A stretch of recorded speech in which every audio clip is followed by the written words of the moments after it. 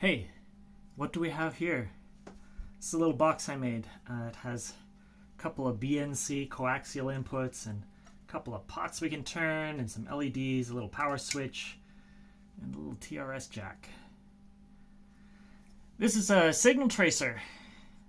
I can plug a scope probe in here and it does some signal cleansing, amplification, and pops out a nice signal there that I could plug into the computer. Building this was a bit harder than I thought it would be. The circuit card in here is a little proto board about 1 inch square, and then there are a couple 9-volt batteries, and it takes up all of this space. When I got this box, I was like, oh man, I wish there were something just a little bit smaller, but I'm glad I didn't go smaller. So that's a learning lesson right there. Lesson learned. The other thing is, look at these LEDs. They're not very straight. Without a brad point, it's pretty hard to get it precisely in the place where I want it to be.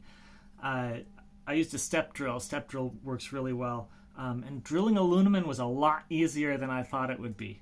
So those are some good lessons. Next time, if I want this to look a little cleaner, I'm going to start the drill points using my CNC machine. It was just maybe a little bit too much to get into for this quick prototype project. Quick. It was not quick. This took hours and hours. Anyway, let's take a closer look at what's on the inside by looking at the schematic a little bit closer. Okay, so we have two identical channels, left and right. Simple power supply to create that nice clean ground. I have two 9-volt batteries and just tying the plus to minus to create a ground. Let's take a look at one of these two inputs. So on a scope probe, you may have noticed that it has this switch here. It says 1x and 10x. When you have it switched to 10x, what it does is it short circuits a resistor that's in here. It's a 9 mega ohm resistor inside the scope itself. When it's at this 1x setting, it's actually going through a voltage divider that divides the whole thing by 10. Tends to give you a cleaner signal and also increases the impedance to the circuit that you're measuring, so it doesn't have any impact on it. So here's that voltage divider right there. Inside the box, we have a 1 mega ohm resistor, and in the scope probe itself, we have this 9 mega ohm resistor, and together these form a voltage divider. So the voltage here is 1/10 what it would be out there. Then this capacitor here basically AC couples the probe. What that means is that if there's some DC offset on the outside, it's just going to store up as charge on this capacitor. And what we'll see on the inside is only the fluctuations, which when you're doing a signal tracer is what you want, because you want to kind of be able to listen to or visualize the waveforms as opposed to measuring particular voltages. So as you know, the time constant, resistance times capacitance, tells you how much smoothing basically will be applied to the input, and we want to be able to have some audio wave go through, and so we need to make sure that time constant is significantly smaller than the lowest frequencies that we want to put through here, which are probably going to be audio range, so like 20 hertz. So because this has to be so big, 1 mega ohm, this capacitor needs to be quite small, because this essentially works as a high pass filter. It lets the high frequencies through. So anyway, this gives us a cutoff frequency that's just below 20 hertz. Here we just have a follower. So basically the output is connected back to the negative, and we're going to follow exactly whatever here is on the plus terminal.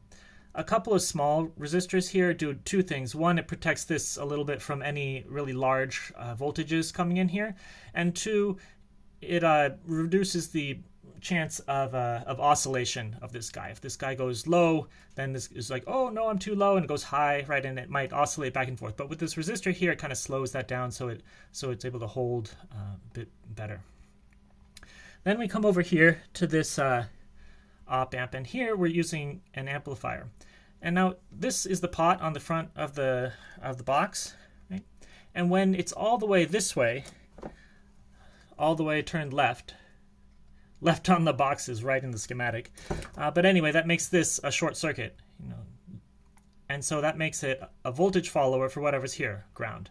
And so we get exactly 0 on the output when it's all the way this way. And if we crank it all the way that way, then we have a traditional inverting amplifier, and on this side we have a 10K pot, and over here we have 270 ohms, and it works out to be a 37x multiplier, minus 37 if you want to be precise. And finally, that comes out here, this inverted and amplified or attenuated signal. And these diodes here are the LEDs that are on front. I have these two on the top are for the left channel, and these two on the bottom are for the right channel. And when an LED is getting less than about a volt across it, it's basically like an open circuit. No current's going to flow through these. These aren't going to light up, and the output will just go straight out. When that voltage gets above, 1.5 volts or so, then these LEDs start lighting. And if this is too high, it'll drop through this LED to ground, and will protect the output. And when it goes to negative, then it'll pull current up from the ground to keep that output from getting too large. And this resistor is also necessary in that, because when these are attenuating or clipping the output, if this is trying to push it higher, right, it'll be shorting, kind of basically straight to ground. And so we want to have a resistor there just to kind of protect this a little bit, so that at this point here, it'll actually maintain, that amplified signal, and on the other side of the resistor, it'll have whatever's necessary, once it's been dropped to ground. So that's the circuit. Let's see if this is going to actually work. We'll plug our scope over here. Clip this to ground that we have here. I've powered up this circuit card here. We have our attenuator all the way down. We'll measure the top of this capacitor here, and we'll turn this up, and let's see if those lights, oh, there they go. Yep, they're reaching a clipping point at that point right here. And now, so if I make this probe more sensitive, there it clips a lot earlier.